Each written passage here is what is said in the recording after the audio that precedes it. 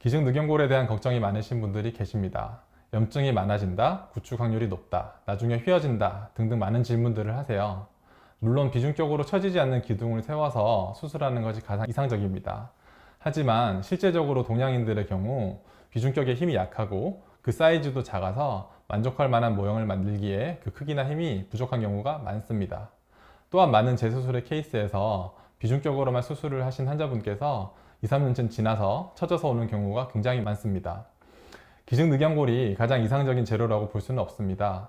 하지만 자가늑연골은 전신 마취와 통증, 가슴에 흉터가 남고 매드퍼나 메쉬 같은 이물질은 후에 점막의 노출이나 피부를 뚫고 나올 수도 있는 심각한 부작용이 생길 수도 있기 때문에 기증늑연골을 비중격과 함께 지지대를 만들어 보조적으로 사용해 준다면 서로의 단점을 커버해서 처지지 않고 부작용을 최소화할 수 있는 방법이 될 수 있을 것입니다. 기증늑연골을 카빙하고 비중격과 함께 지지대로 사용하는 수술은 경험이 풍부한 성형외과 전문의에게 받는 것이 혹여나 생길 수 있는 문제 대처에도 많은 도움이 될 것 같습니다. 수술한 코에 필러를 맞는 것은 가능은 하지만 매우 주의해야 할 것입니다. 수술을 받은 코와 그렇지 않은 경우 차이점은 조직이 유착되어 있다는 점, 혈류가 떨어져 있을 수 있다는 점, 보형물이 들어가 있다는 점 등입니다. 먼저 콧대에 필러를 맞으려는 경우 보형물과 그것을 싸고 있는 캡슐이 있다는 점을 충분히 인지해야 정확하고 조심스러운 시술을 할 수 있습니다. 캡슐 안쪽으로 필러 입자가 들어가게 되면 원하는 모양도 얻기 힘들고 염증의 가능성도 배제할 수 없기 때문입니다. 또한 조직이 유착되어 있기 때문에 딱딱한 조직 사이로 필러가 들어가 입자들이 뭉쳐버리는 경우도 생길 수 있습니다. 그리고 가장 무서운 경우가 필러로 인한 조직 괴사입니다. 혈류가 떨어져 있는 상태에서 낮은 확률이지만 필러가 혈관으로 역류하여 원활한 혈류 공급이 되지 않으면 그만큼 조직이 괴사되어 돌이킬 수 없는 부작용을 나타낼 수도 있기 때문에 코 수술 후 필러 시술은 권장하는 편은 아닙니다. 오늘은 짧은 코 수술에 대해 설명드릴게요. 짧은 코 수술의 핵심은 박리입니다. 기본 코 수술보다 늘어나 있는 피부의 양과 연골의 움직임이 많기 때문에 박리 범위를 넓게 가져갑니다. 가쪽 코연골의 외축부터 아래쪽 부연골의 바닥 부분까지 박리를 해주어야 합니다. 또한 상외측 연골과 비익 연골 사이 스크롤 에리아라 불리는 두루마리 형태로 말린 부분 또한 분리해서 연장과 높이 확보를 위한 움직임을 확보하는 것이 중요합니다. 코끝이 다시 들린 모양으로 변형되어 재수술을 하는 경우 이 부분이 기존 수술에서 완전히 분리되지는 않은 모습을 자주 확인할 수 있었습니다. 비익 연골의 움직임을 충분히 확보한 다음 얼굴 비율에 맞는 길이와 높이를 정해서 새로운 코끝 위치에 비익 연골을 고정해서 새로운 코끝을 만들어주고 거기에 맞는 콧대를 실리콘이나 자가 조직을 이용해서 만들어주면서 코라인을 만들어주면 짧은 코 수술은 완성입니다.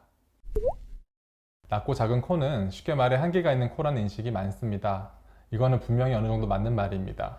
그러나 모든 수술이 그러하듯 가지고 있는 한계 내에서 숙련된 전문의에 의해 최대한의 결과를 내야 할 것입니다. 가장 중요한 것은 얼굴의 균형감과 밸런스입니다. 가능한 최대한 코를 높게 세운다고 모든 것이 해결되지는 않습니다. 그에 맞는 환자의 코 피부 탄력도 역시 중요한데요. 수술 방법은 지난번 짧은 코 수술처럼 박리 범위를 넓게 해야 합니다. 그리고 보통 이런 경우 코를 기존의 높이보다 높게 세우게 되는 경우가 많기 때문에 코끝에 받는 부하가 크므로 다시 처질 수 있는 가능성이 높아집니다. 그래서 코끝을 높일 때 보다 튼튼하고 안정적으로 세워줘야 합니다. 그리고 그것에 맞게 피부가 잘 덮일 수 있도록 넓고 안전한 박리가 필요한 것이죠. 미용적 수술의 목적인 아름다움을 추구하는 것을 잊지 말아야 합니다. 단순히 코만 최대한 높이기만 한다면 치핀 코 모양 등이 나타나며 오히려 부자연스러울 수 있음을 주의해야 합니다. 오늘은 긴 코인데 버선 코로 바꿀 수 있을까요? 라는 질문에 대한 이야기를 해보겠습니다. 코가 길어 보이는 원인은 크게 두 가지입니다. 첫째로 코끝이 아래 방향으로 처진 경우, 둘째로 매부리 등의 원인으로 인해 콧대가 높은 경우입니다. 보통은 첫 번째 원인인 코끝이 처진 경우가 많은데요.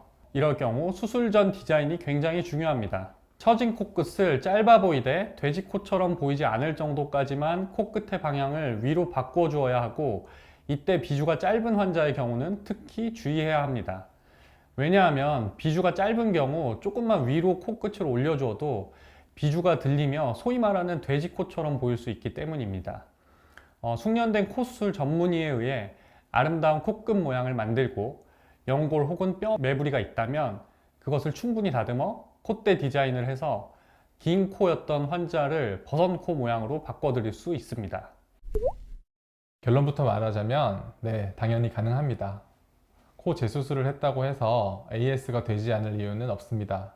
다만 재수술의 경우 첫 수술과 다르게 흉살 조직을 많이 박리해야 하기 때문에 첫 수술한 환자보다 붓기나 회복 기간이 조금 더 길어지는 경우가 있는데요. 이것 때문에 수술 후 아름다운 모양이 나타나기까지 시간이 조금 더 필요할 수 있다는 것을 인지하시고 주치의와 충분히 상의 후에 AS 결정을 내리는 것이 좋을 것 같습니다. 수술한 직후 붓기가 있는 모양이 마음에 들지 않아 실망하시고 빨리 AS를 받기보다는 주치의 선생님이 보시기에 잘된 수술이라면 따라가 보시는 것도 좋을 것 같아요. 당연히 재수술 가능합니다. 코가 다시 휘면서 콧구멍 모양까지 변형이 오게 된 케이스 같은데요. 이것은 휜 코를 다시 교정해주면 어느 정도 해결될 수 있고 콧구멍에 구축 반응까지 생긴 경우라면 연골 이식까지 필요할 수 있습니다. 수술 후 다시 모양이 변화가 오는 원인은 여러 가지가 있습니다. 가장 먼저 생각할 수 있는 원인은 교정을 하기 위해 사용한 연골이 일부 흡수되거나 변형이 생기며 코 모양의 변화를 일으키는 것인데 재수술을 통한 교정이 충분히 가능합니다. 재수술을 할 때에는 원래 사용되었던 연골을 제거하고 다른 재료를 이용해 더 튼튼한 코안 지지대를 구축하는 것이 중요하며 이때 사용할 수 있는 재료로는 자가늑연골, 기증늑연골, 귀연골, 인공재료 등이 있습니다.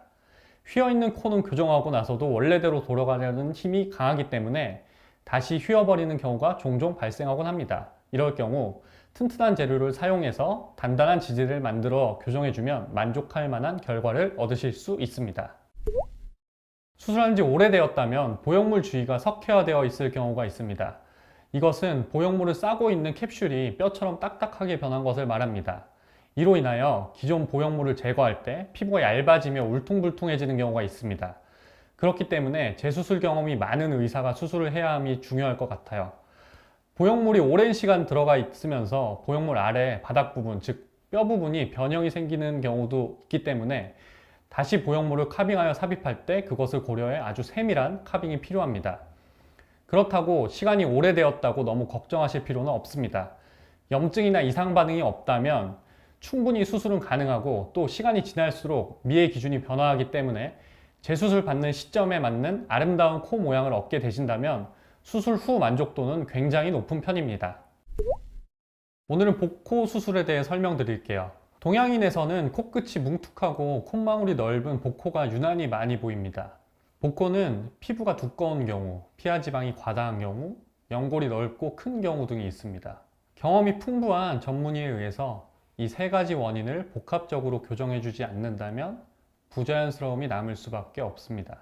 복코 수술 시 부자연스러워지는 원인은 콧대와 코끝의 부조화입니다. 콧대는 얇아졌는데 코끝은 여전히 복코 교정이 되지 않고 두껍다면 그 차이가 더 도드라져 보일 것입니다. 소위 말하는 구두발 모양이 될 수 있는데요. 수술 시 환자의 피부가 두껍다는 점을 충분히 인지하고 피부 두께를 계산하여 수술해야 과도하게 코끝만 커지는 불상사를 방지할 수 있습니다. 이처럼 복코 환자가 어려운 점은 피부가 두꺼워 수술 후 결과를 예측하기 힘들다는 점입니다. 이 때문에 일반적인 얇은 코 피부를 가진 환자의 수술과는 다르게 접근해야 한다고 생각합니다. 많은 경험을 통해 피부가 두꺼울 경우 수술 후 붓기가 빠지는 정도를 충분히 예측하여 수술해야 최선의 결과를 얻을 수 있습니다.